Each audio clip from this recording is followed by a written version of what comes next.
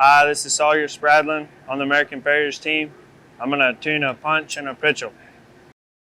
This is the exact punch that Adam tuned yesterday. I'm going to tune a Pritchel up to marry it exactly. That way your punch makes your hole, and then your Pritchel shears out the exact slug that your punch is, all to fit your shank of your nail. It's got to be an exact fit.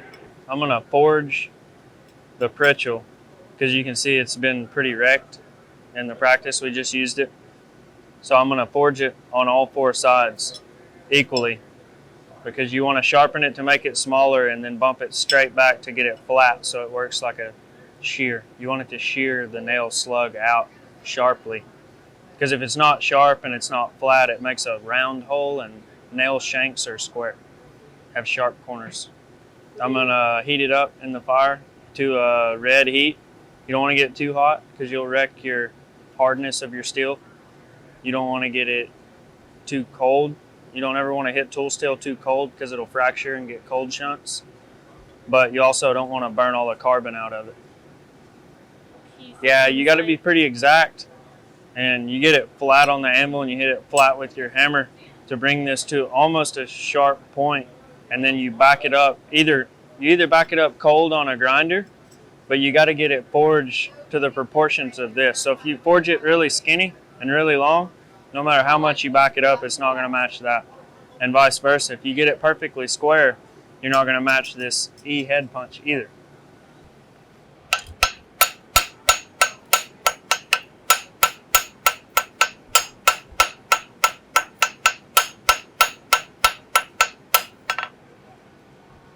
Okay, we're getting pretty close. And I'll get the punch.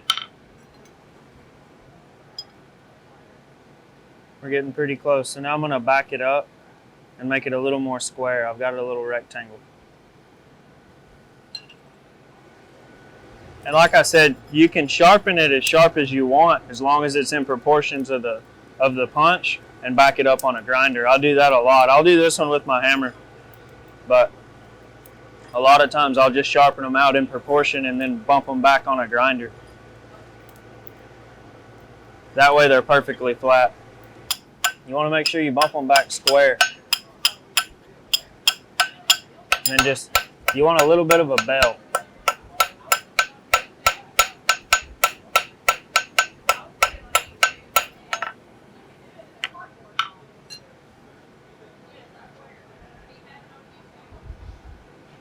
See, now I need it a little more square, and the Pritchel is now smaller than the punch. So we want to keep bumping it back until they're the same size.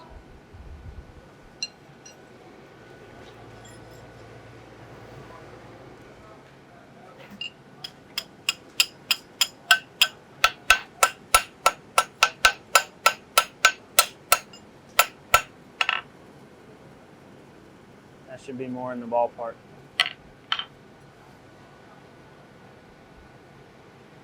Then I'm going to take one more heat, squaring it up and bumping it back, and we should be there. It's really close.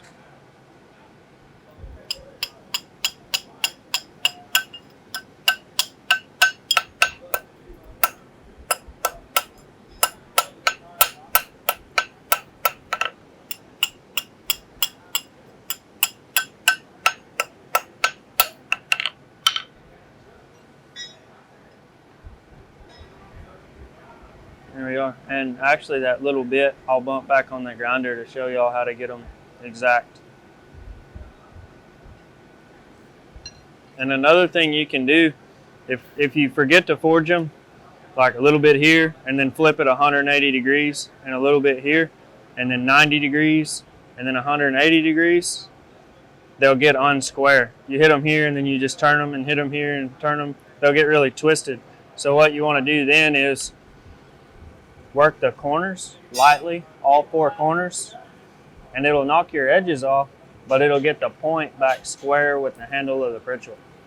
So then it won't be twisted anyway.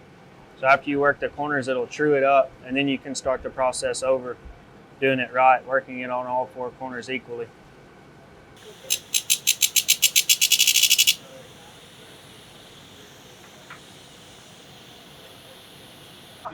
Now I'm just gonna bring it back to that same heat and brush it. You just need to let it air cool, because if you quench it or make it get cold too fast, it'll make it way too hard and brittle, and it'll just snap. It'll be no good. But if you set it too close, it'll anneal itself. If you set it there, it'll let it cool down too slow and it'll be too soft. So you just kind of want to set it somewhere where just air can get to it. If you set it on the concrete's usually too cold. It'll suck the heat out of it. Same thing with your anvil. So just set it somewhere like that where just normal air can get to it, because you want to get it hot and brush it when you're done.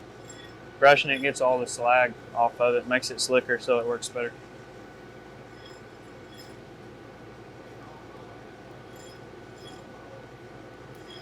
I'll just bring in here and brush it.